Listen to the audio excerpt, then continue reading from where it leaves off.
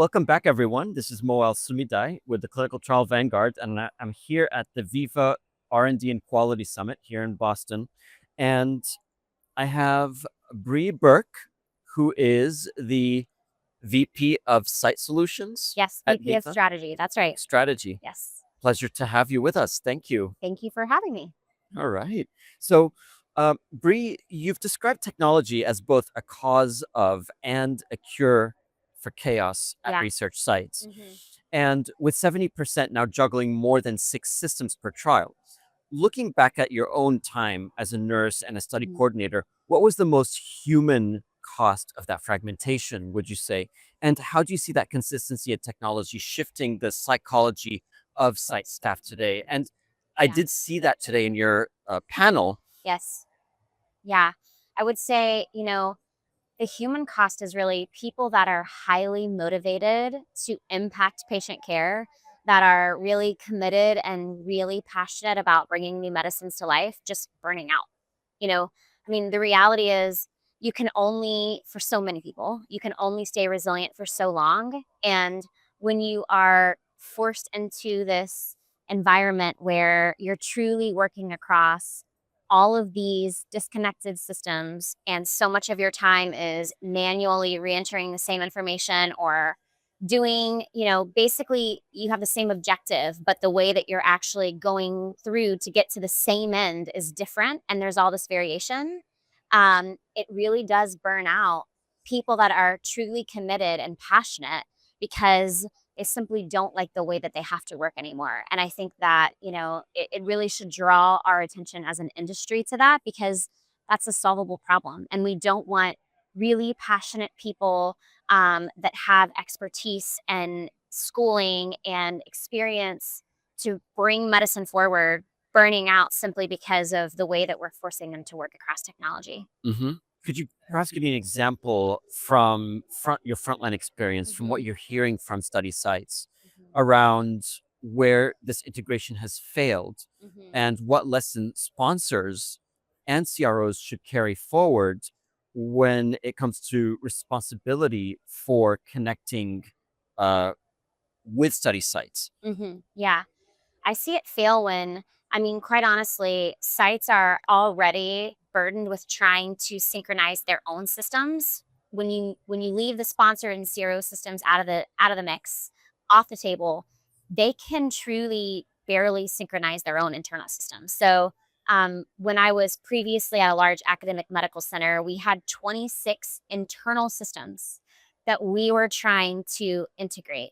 So when you think of that plus 6, 7, 8, 9, 10 systems for every single sponsor, truly, it's just not scalable. And I think we have to be realistic about the level of resources that we have as an industry.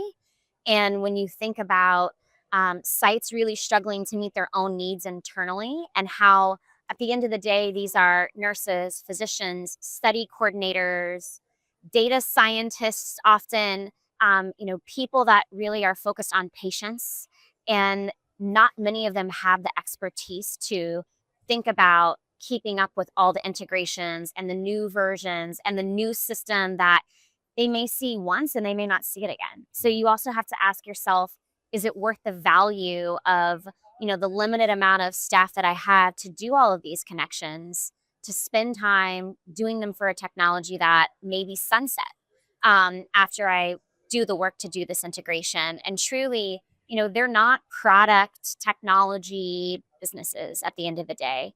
They're really focused on patients. And I think it's not realistic to truly think that we're going to end up with hundreds of systems that are going to come and go, and the sites will have their own internal integrations, and then we will be able to integrate with all of these sort of best of breed solutions that are coming from the sponsors and CROs.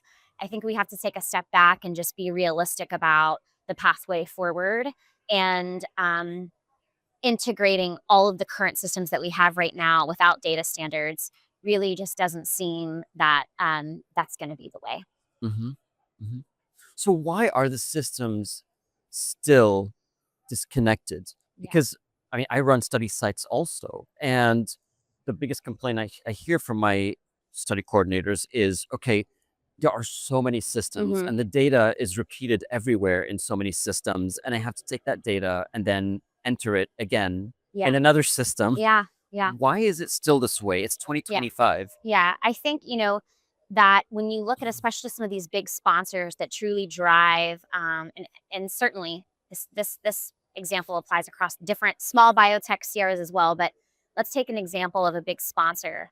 They have had a lot of autonomy across their different study teams, and the goal has been how to provide applications that are truly best for that feature or function. And if the study team hears bad feedback about that electronic survey that a patient filled out, and maybe for the next study they switch it out, right? And because you have teams of people selecting things that are feature function study focused within a major sponsor, and we're just now getting to the place where sponsors are zooming out and saying, where do I have a true like enterprise level partner, instead of switching out randomization technologies, switching out patient questionnaires, switching out EDC systems.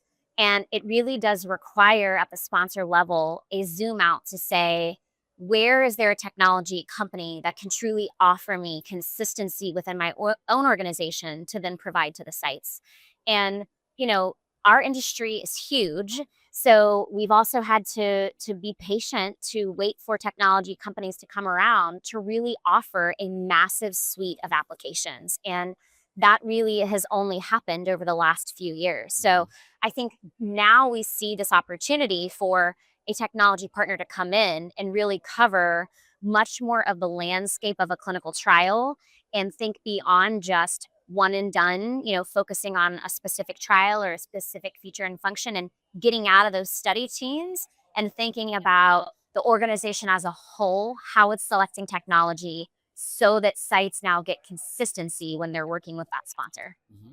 So, Bree, many sponsors still assume that if they invest in a system, sites will adapt, Hmm. right? From your perspective, why does that mindset still persist? And how can sponsors and CROs reframe their thinking to deliver a truly better site experience when it comes to technology implementation? Yeah.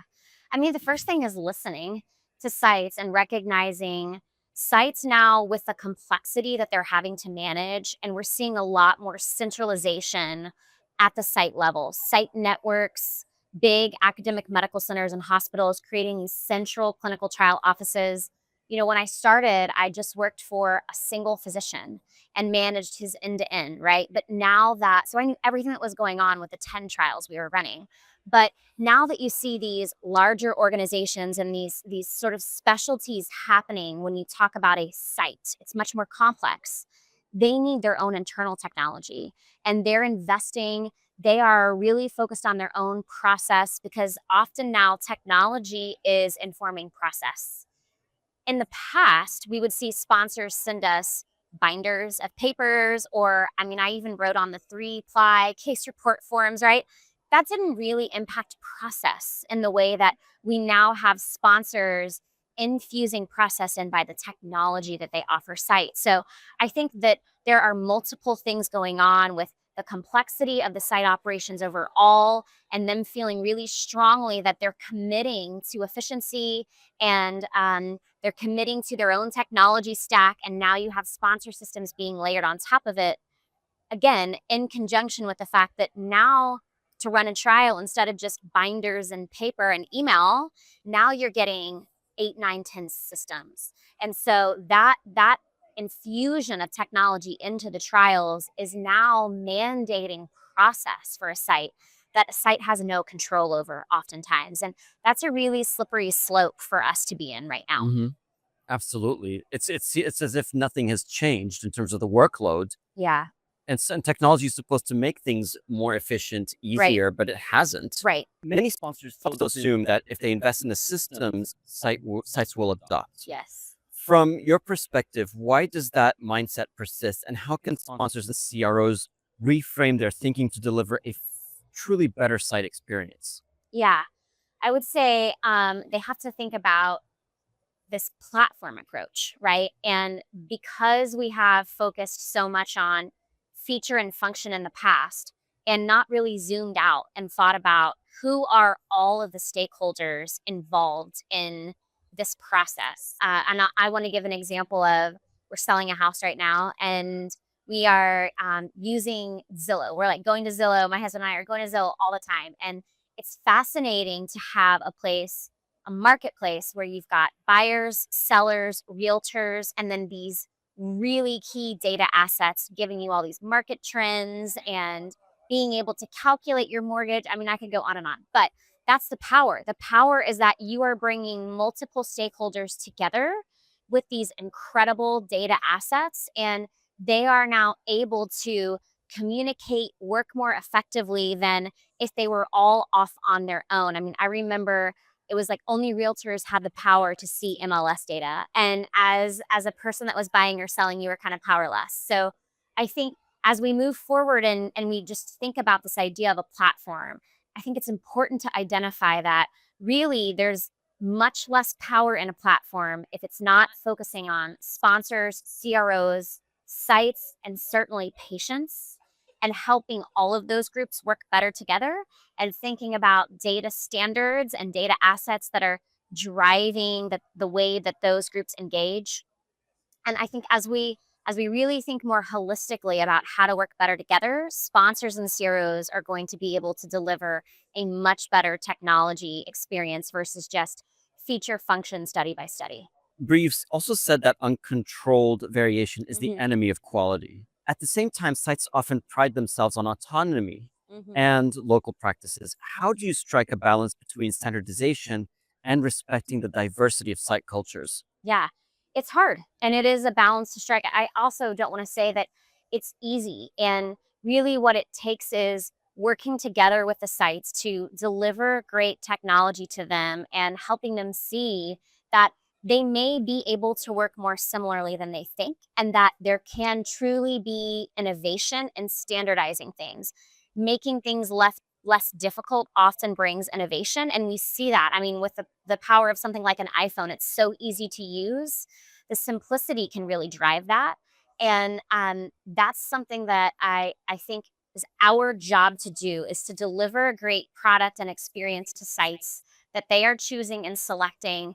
When I started here at Viva almost 6 years ago, we were talking to them about standards in the way that they manage their regulatory documentation. And none of them were interested, quite honestly. And Peter, our CEO, really drove home to me like, it's not innovative unless 90% of the early people looking at it don't like it.